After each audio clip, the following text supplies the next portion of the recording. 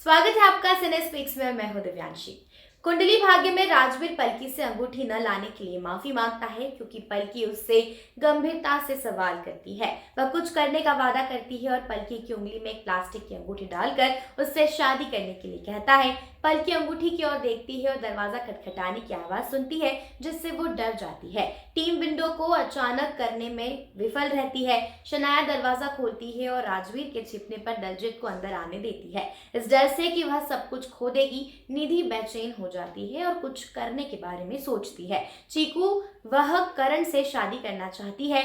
निधि को डर है कि अगर प्रीता लुथरा परिवार में लौट आती है तो वह ऐसा नहीं कर पाएगी। प्रीता मोहित से राजवीर के झूठ बोलने के बारे में पूछती है कि वह टहलने गया है और उसका काम पूरा करने का वादा करता है। प्रीता कहती है कि सब कुछ तैयार है और मोहित से मिनरल वाटर की बोतलों की व्यवस्था करने के लिए कहती है।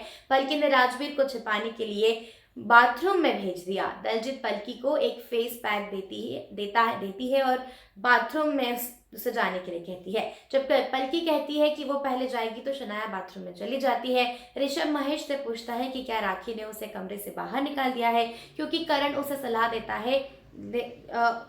करण महेश को चिढ़ाता है, जो कहता है कि वह उसे सलाह देगा और राखी शौर्य के रोके से रोमांचित है और सो नहीं पा रही है, इसलिए उसने अपना बिस्तर छोड़ दिया।